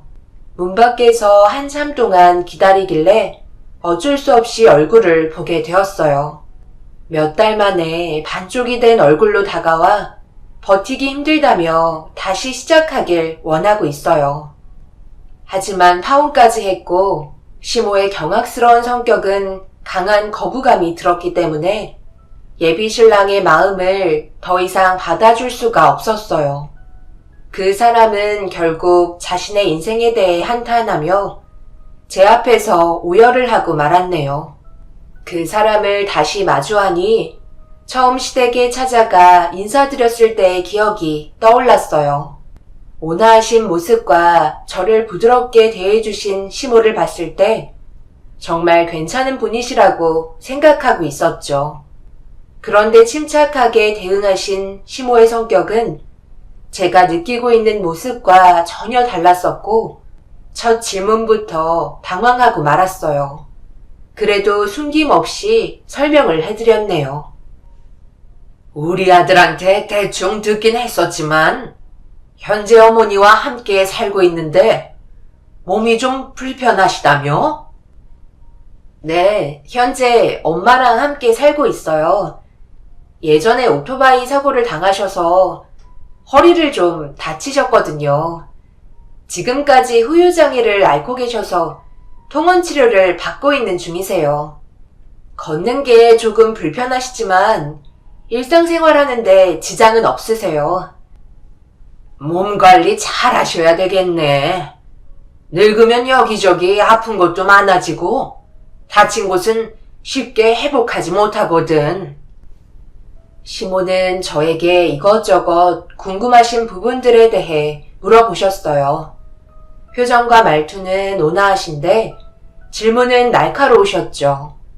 알 수 없는 시선으로 저를 한참 동안 응시하셨고 그걸 지켜본 예비 신랑이 무슨 생각하시냐며 시모에게 여쭤보자 그제서야 저를 보며 웃으셨네요.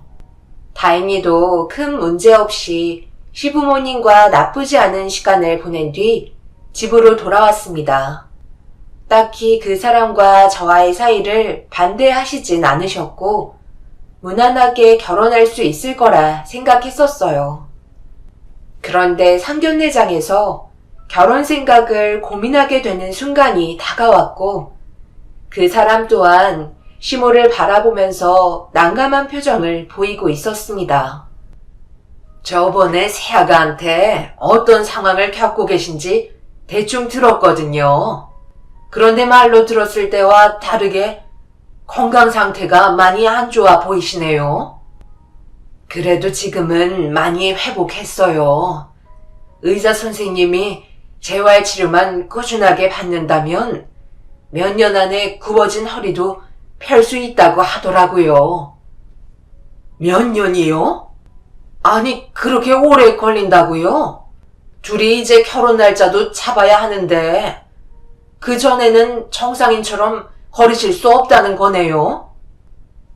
어떤 사고를 당했는지 대충 들으셨겠지만 오토바이가 허리 쪽으로 돌진하는 바람에 심각할 정도로 크게 다쳤었거든요. 그래서 더 이상 걷지 못할 줄 알았는데 이 정도까지 회복된 것만도 감사하게 생각하고 있어요. 분명 후유장애는 있겠지만 저도 몇 년 뒤면 더 이상 땅만 보고 걷는 일은 없을 것 같네요. 결혼식은 어쩔 수 없이 휠체어의 도움을 받을 수밖에 없겠어요. 그래도 많은 사람들이 축하해 주려고 오는 자리인데 시선이 좋을 것 같진 않은데 저희 집안에 위신이 떨어질 것 같아 솔직히 좀 망설여지는 건 있어요. 저 같은 경우 남들 입에 오르락 내리락 하는 거 별로 좋아하는 성격은 아니거든요. 그런데 사돈의 건강 상태 때문에 안 좋은 시선과 말들을 듣게 될까봐 좀 걱정이 되긴 하네요. 새아가만 놓고 보면 크게 문제될 건 없거든요. 직업도 나쁘지 않고 제 아들과도 잘 어울릴 것 같아 크게 반대하지는 않았거든요. 그런데 제가 앞서 말씀드렸듯이 저는 남의 시선을 상당히 중요하게 생각하고 있거든요. 그래서 어떻게 해야 할지 고민은 되네요. 엄마, 갑자기 그게 무슨 말이에요? 고민이라뇨? 그럼 우리 결혼을 반대하시겠다는 거예요? 시모는 저희 엄마의 몸 상태를 확인하시고부터 기분이 안 좋아 보이셨어요. 제가 인사드리러 시댁에 갔을 때 설명했던 거와 많이 다르다고 생각하신 것 같았습니다. 그렇다고 결혼하는데 지장을 주게 될 거라곤 예상하지 못했는데 시모의 돌발적인 모습은 저희 모두를 곤란하게 만들었어요. 순식간에 어두워진 분위기를 회복시키기에는 불가능했고 결국엔 더 이상 양가 집안의 자연스러운 대화는 이어나갈 수 없었습니다. 그 사람은 안 좋아지는 분위기를 계속해서 회복하려고 노력했지만 이미 저와 엄마는 표정이 좋지 않았어요. 장애를 입었다고 해서 차별하시는 건 분명 문제가 있었고 결혼은 다시 생각해 봐야 했었죠. 상견례가 끝이 나고 엄마와 집으로 돌아가고 있는데 예비 신랑이 뒤늦게 쫓아오더라고요. 그날은 대화를 하고 싶지 않아 나중에 다시 연락하겠다고 얘기했지만 그 사람은 끝까지 저희 집 앞에서 제가 나올 때까지 기다리고 있었어요. 어쩔 수 없이 저희 집에서 다시 한번 대화를 주고받게 되었지만 이미 한 번 받은 상처는 쉽게 아물지 못했습니다. 우리 결혼 다시 생각해보는 게 좋을 것 같아. 어머님 그렇게 안 봤는데 정말 너무하신 거 아니야? 처음 얼굴 뵙는 자리에서 그런 막말을 하시는 건 예의에 어긋난 행동 아니신가? 사람은 누구나 다 사정이 있는 거잖아. 나는 어머님의 행동 이해를 못하겠어. 내가 대신 사과할게. 엄마가 그렇게 나오실 거라곤 나도 전혀 알지 못했거든. 그렇다고 우리 결혼 이대로 끝내는 건 너무 말이 안 되잖아. 그래도 함께한 시간이 있는데 사람은 누구나 실수도 하잖아. 왜 그런 식으로 말씀하셨는지 정확하게 여쭤볼게. 주변 시선을 중요하게 생각하신다는 건 어느 정도 알고 있긴 했지만 그래도 악의적으로 말씀하신 건 아닌 것 같아. 악의적인 걸 떠나서 우리 엄마 앞에서 그런 식으로 말씀하셨다는 게 문제인 거잖아. 만약 말실수를 하셨다면 먼저 사과부터 하시는 게 순서 아닐까? 우리 엄마가 받은 상처는 전혀 생각하지 않고 계시잖아. 어머님께서 하신 잘못이 무엇인지 인지를 못하신다면 더 이상 결혼은 진행하고 싶지 않아. 이건 우리 둘만의 문제가 아니잖아. 예비 신랑은 난감한 표정을 보이며 고개만 떨구고 있었어요. 저도 그 사람을 사랑하고 있지만 잘못된 행동은 확실하게 짚고 넘어가는 게 옳은 거라 생각했었습니다. 그렇게 한참 동안 대화를 주고받은 뒤 그 사람은 집으로 다시 돌아갔어요. 그리고 며칠 뒤 회사 일을 마치고 퇴근하려는데 문자 한 통이 왔어요. 저희 회사 근처 카페에서 기다리고 계신다는 내용이었죠. 전화를 안 하시고 문자만 보내신 시모 행동을 이해할 수 없었지만 그래도 집으로 출발하기 전에 확인할 수 있어서 다행이라 생각했었죠. 그렇게 카페에 들어가니 시모의 모습이 보였고 무슨 일 때문에 그러시는지 자리에 앉으면서 여쭤봤네요. 내가 저번에 상견례 자리에서 말이 좀 심했었니? 기분 나빴다면 미안하다. 그 정도로 상처받을 줄 몰랐지. 속으로 고민하고 있던 걸 표현한 것 뿐인데 상처받게 될 거라곤 전혀 인지하지 못했네. 그냥 남들이 어떤 생각을 하게 될지 그거에 초점이 맞춰져 있어서 말이 헛나왔었나 보다. 사람은 언제나 실수하기 마련이잖아. 나도 입조심했어야 했는데 조심하지 못해서 정말 미안하게 생각한다. 민태가 집에 들어오자마자 난리를 치길래 그때 알았지 뭐야. 내 입이 주책이다. 앞으로 입조심할 테니까 세아가 마음 좀 풀고 사돈께 잘 좀 말씀드리면 안 되겠니? 우리 아들 지금 너무 괴로워하고 있어서 내 마음도 너무 아파 죽겠다. 기분 풀어줄 수 있지? 나 때문에 이 결혼 무너지면 되겠니?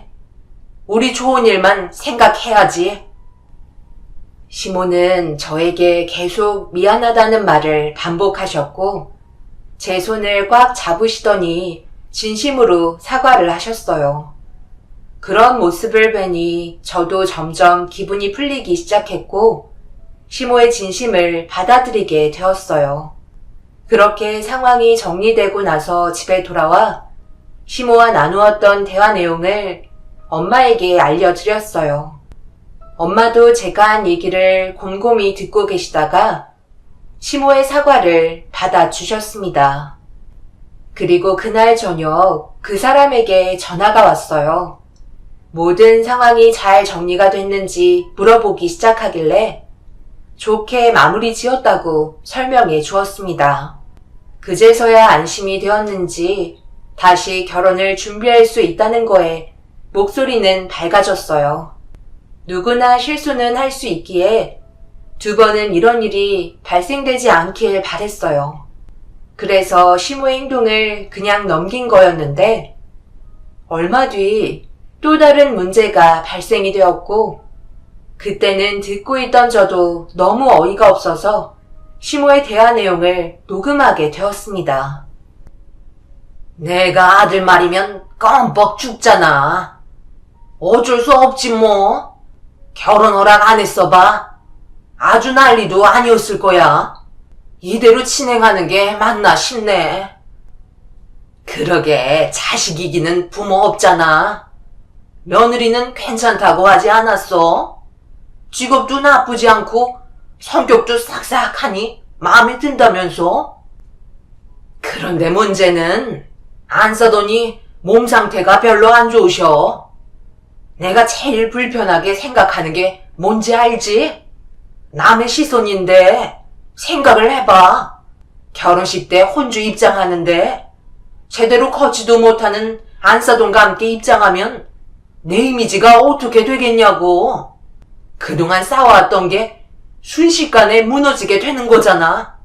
허리 하나 제대로 못 펴고 땅만 보며 걷고 있는데 그대로 혼주 입장을 하겠다고? 그게 말이 되니? 그렇다고 결혼 안 시킬 거야?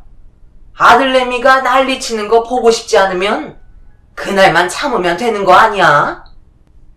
내가 그거 하나만 가지고 고민하면 말을 안 하지. 앞으로 내 아들이 몸이 불편한 안 사돈 수발을 들어줘야 한다는 건데 그 꼴을 보면서 앞으로 어떻게 살아? 몸이 회복되는데 3년 이상이 걸린다는데 그것도 확실하지 않더라고. 내 아들 인생 말아먹는 건 아니겠지? 지인들과 함께 저녁을 먹고 카페에서 대화 좀 하려고 들어갔다가 시모를 발견하게 되었지만 얼굴 표정이 심각해 보이시는 것 같아 기회를 보고 인사를 드리려 했는데 하필 시모의 불만들을 듣게 된 거였죠. 결국 더 이상 들어드릴 필요도 없었고 시모의 이중적인 성격에 질려버린 저는 녹음된 파일을 예비 신랑에게 전송했어요. 잠시 뒤 전화가 걸려왔지만 받지 않았습니다. 그리고 헤어지자는 문자 한 통 남겨준 뒤 핸드폰 전원을 꺼버렸네요. 화가 머리끝까지 올라온 상태에서 시모의 얼굴에 찬물을 뿌려버리고 싶었지만 대화조차도 하고 싶지 않아 지인들에게 양해를 구한 뒤 먼저 집으로 돌아왔네요. 그렇게 몇 시간이 지나자 예상했던 대로 예비신랑과 시모가 저희 집에 찾아오셨습니다. 엄마는 아무것도 알지 못하신 채 문을 열어주셨고 시모는 현관문이 열리자마자 엄마의 손을 잡으시며 좀 전에 있었던 일에 대해 용서를 구하기 시작하셨네요. 아이고, 제가 다 잘못했습니다. 이놈의 입이 방정이지. 제가 그렇게까지 얘기할 수밖에 없었던 이유가 있었다니까요. 도대체 무슨 말씀을 하시는 건지 저는 지금 이해를 못했어요. 시은아, 밖에서 무슨 일이 있었던 거야? 당연히 있었죠. 어머님, 여긴 뭐하러 찾아오셨어요? 결혼시킬 마음은 애초부터 없으셨으면서 민트씨가 난리치는 모습은 보고 싶지 않으신가 봐요. 그런데 어쩌죠? 저는 이미 마음을 접었는데요. 그만 돌아가 주세요. 저희 집안을 그렇게 판단하고 계셨다는 게 너무 화가 치밀어 오르네요. 그냥 쉽게 용서해 드리니까 저희가 만만해 보이셨나 봐요. 2번 다시 얼굴 뵐 일 없을 것 같으니 나가주세요. 아까 했던 얘기는 그냥 생각 없이 뱉은 말이라니까. 세아가 너도 대충 내 성격 알겠지만 누구 앞에서 밉보이는 거 좋아하지 않는 거 알잖아. 그래서 어떻게 해야 사람들의 입에 오르내리지 않을지 고민하고 있었던 거야. 서로 좋은 말 들어서 나쁠 것 없잖아. 나도 이런 걱정하고 싶지 않지만 현실이 그런 걸 어쩌겠어. 그러니 제발 내 아들과 결혼 안 하겠다는 말은 하지 말아줬으면 좋겠어. 차라리 내가 쥐 죽은 듯이 조용하게 지내면 되잖아. 그러니 이번 딱 한 번만 넘어가주면 안 되겠니? 안 될 것 같아요. 저는 어머님께서 다른 사람들에게 저희 집안을 깎아내린 말씀을 하셨다는 거에 이미 너무 큰 상처를 받아버렸어요. 엄마는 왜 이렇게 조심성이 없으세요? 시은이가 넘어가 준 지 얼마나 됐다고 벌써 이런 사태를 만들어요. 도움 주실 생각 없으시면 차라리 그냥 조용히 좀 계세요. 제가 극단적인 선택하면 좋겠어요? 시은이랑 결혼 못하면 제 인생도 없는 거라고요. 결국 시모는 강하게 거부하고 있는 제 앞에 무릎을 꿇으셨고 눈물을 흘리시면서 용서를 구하셨습니다. 너무 당황스러워 이렇게까지 하실 필요 없으시다며 일으켜 세워 드리려 했지만 제가 마음을 돌릴 때까지 절대 일어나지 않으시겠다며 떼를 쓰기 시작하셨네요. 이미 시모의 마음 전부를 알게 됐는데 결혼을 무리하게 진행하는 건 원하지 않는다고 확실하게 못을 박았어요. 그러자 아무 잘못도 없는 예비 신랑도 시모 옆에 무릎을 꿇었습니다.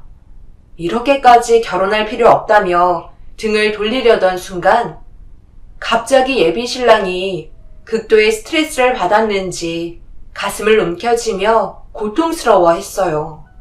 저희는 너무 놀라 급하게 구조대를 불러 응급실로 향하게 되었고, 정신을 잃은 그 사람은 검사 결과 갑자기 감당하기 힘들 정도의 스트레스가 한꺼번에 몰려오게 되면서 가벼운 쇼크가 온 것 같다며 안정을 취하면 괜찮아질 거라는 의사의 말에 그제서야 긴장이 풀린 저희는 숨을 돌릴 수 있었네요. 시모의 생각 없는 행동 때문에 하마터면 예비 신랑이 불행해질 수도 있는 상황이 시모에게 엄청난 충격으로 다가왔는지 결국 오열을 하셨습니다. 내가 이렇게 빌 테니까 한 번만 넘어가 주렴. 내 아들이 원래 약하게 태어나서 남들에 비해 몸이 건강하지 않는데 이런 일이 벌어지니 내가 도대체 뭐 한 건가 싶더라고. 2번 다시 생각 없는 행동은 절대 하지 않을 테니까 내 아들과 결혼해 줄 수 있지? 글쎄요. 생각 좀 해봐야 할 것 같아요. 어머님의 말씀을 더 이상 신뢰할 수가 없어요. 지금 몇 번째 소가 넘어가게 되는데 결혼하고 나서 또 어떻게 변하실지 아무도 모르잖아요.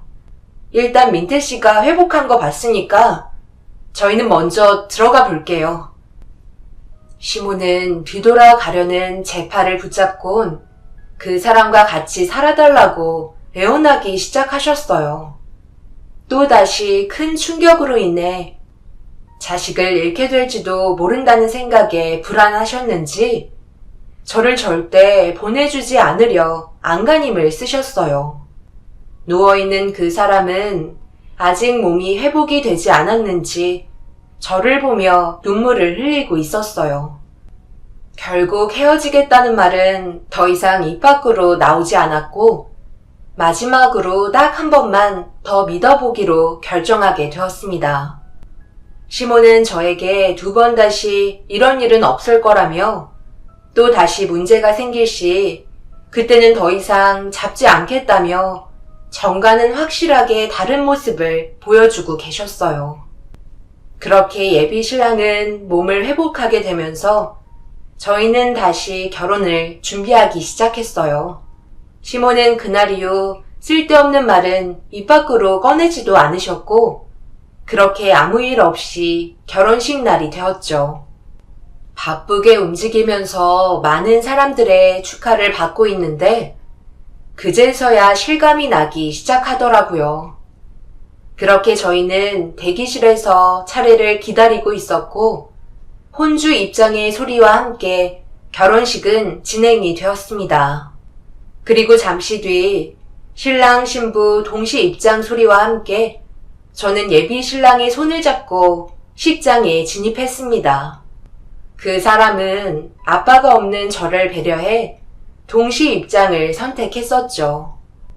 그렇게 많은 사람들의 박수와 함께 천천히 앞으로 걸어가고 있는데 양가 부모님께 인사하라는 사회자의 말에 시부모님께 먼저 인사를 드리고 저희 엄마한테도 인사를 드리려는데 엄마가 앉아 계셔야 할 자리에 다른 사람이 저희 인사를 받아주고 계셨습니다.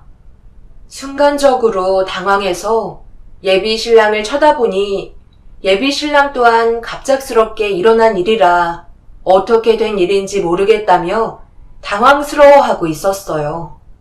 그런데 잠시 뒤 엄마의 목소리가 멀리에서 들려오기 시작했고 하객의 웅성거리는 소리와 함께 엄마가 식장 앞으로 힘겹게 다가오시더니 갑자기 시모의 얼굴에 손을 수차례 올려 붙이셨고 주변 하객분들이 말리기 시작했어요.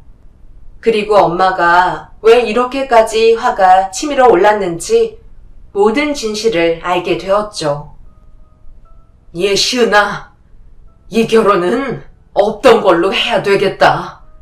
엄마가 방금 어떤 일을 당했는지 아니? 글쎄 사부인이 나한테 줄 게 있다며 차로 부르더니 할 말이 있다며 차에 올라타라는 거야. 그래서 아무 생각 없이 사부인의 말대로 차에 타자마자 나한테 뭐라는 줄 아니?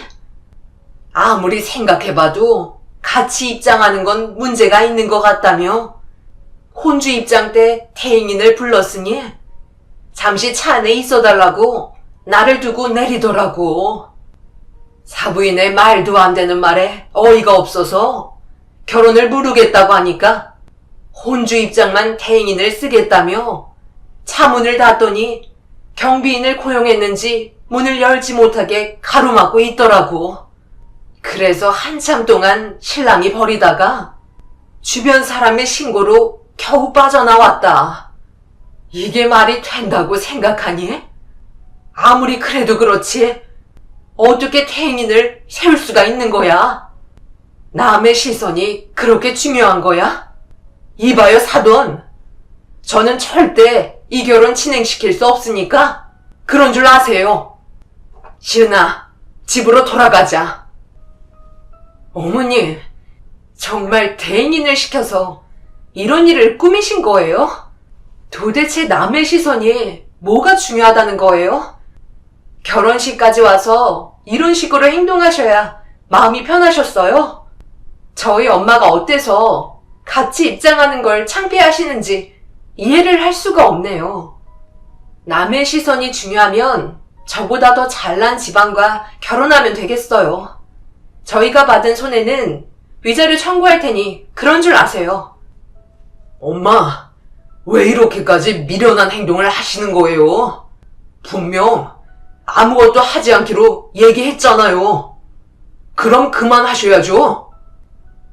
그래, 내가 전부 다 꾸민 짓이다.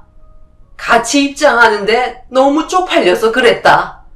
나는 정상으로 걷고 있는데 사돈은 땅만 보면서 지팡이 짚고 입장할 생각하니까 도저히 못하겠더라고. 주변 사람들이 이상하게 쳐다보는 것 같아서 대행인 시켰다. 상황에 맞게 할 수도 있는 거지. 그거 가지고 이 난리를 치면 어쩌자는 거야? 사돈도 저희 입장 생각해 주셔야죠. 집안 외신 다 떨어지게 꼭 이런 식으로 일을 벌여야겠어요? 세아가, 우리는 결혼 물을 생각 없으니 더 이상 지체하지 말고 서둘러 진행하도록 하자. 이제부터 사돈이 자리에 앉아 계시면 될 거 아니야. 사위자 양반 뭐하고 있어요? 상황 정리해야지. 시모의 막 나가는 행동은 더 이상 받아줄 수 없었고 그 자리에서 뒤돌아 예식장을 빠져나왔습니다. 그런데 그 사람이 정신적 충격이 상당했는지 결국 또다시 쓰러지고 말았네요. 시모는 저를 부르며 결혼식 진행해야 된다고 소리를 질렀지만 뒤도 안 돌아보고 식장을 나오는데 저를 붙잡겠다며 시모가 달려오기 시작했고 그 순간 충격적인 광경이 전 하객 앞에 벌어지게 되었습니다. 한복을 입은 상태로 앞만 보며 뛰어오시는데 철퍼덕 소리와 함께 시모는 제 앞에서 넘어지셨고 갑자기 비명을 지르며 이리저리 뒹굴고 계셨어요. 얼굴을 부여잡고 계신 손에서 혈흔이 흘러나오는데 바닥에 충격적인 무언가가 꿈틀거리고 있었습니다. 저도 너무 놀라 입을 틀어막았고 하객분들도 비명을 지르기 시작하셨어요. 시모는 저를 붙잡겠다며 달려오시다가 넘어짐과 동시에 자신의 혀를 두 동강 내버리셨네요. 119의 신고로 급하게 예비 신랑과 시모는 응급실에 실려갔지만 떨어져 나간 혀를 아무런 조치도 취하지 않고 그대로 방치하게 되면서 세균 증식과 혈액의 응고로 인해 결국 봉합수술을 받을 수 없었습니다. 예비 신랑은 뒤늦게 정신을 차리고 시모의 혀가 떨어져 나갔다는 사실에 엄청난 충격을 받았는지 결국 눈물을 흘리고 말았습니다. 시몬은 응급조치를 취했지만 더 이상 아무 말도 하지 못하고 입만 다물고 계셨어요. 결국 생각 없이 막말을 뱉었던 시모의 행동이 낳은 결과였고, 그날 이후 예비 신랑과 저는 파혼을 하게 되었습니다.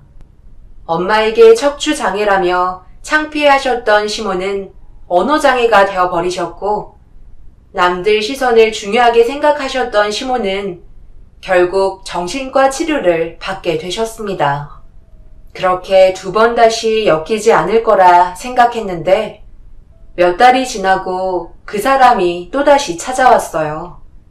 결론은 저와 다시 시작하고 싶다는 말이었죠.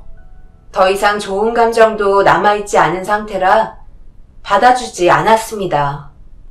그 사람은 무슨 수를 써서라도 저와 함께하고 싶다며 부모님과도 인연 끊고 오겠다 했지만 더 이상 인연을 만들고 싶지 않았어요. 저도 그렇고 그 사람도 정신적으로 회복하는데 꽤 오랜 시간이 필요하겠지만 그래도 현실을 받아들여야지 어쩌겠어요. 저희는 여기까지였고 2번 다시 엮이고 싶지 않습니다. 앞으로 좋은 날만 생겼으면 좋겠네요. 여러분들 주위에서도 혹시 남들 시선을 중요하게 생각하고 이중적인 성향을 나타내시는 분들이 계신가요? 그런 분들과 인연을 만든다는 건 분명 좋은 결과를 가져오지 못할 거예요. 저도 이번 일로 확실하게 느꼈으니까요. 여러분들께서도 제 사연을 통해 인간관계를 신중하게 만드시길 바랍니다. 오늘 하루도 언제나 가정의 평화가 함께 하시길 바라며 좋은 일만 가득하시길 바랍니다. 감사합니다.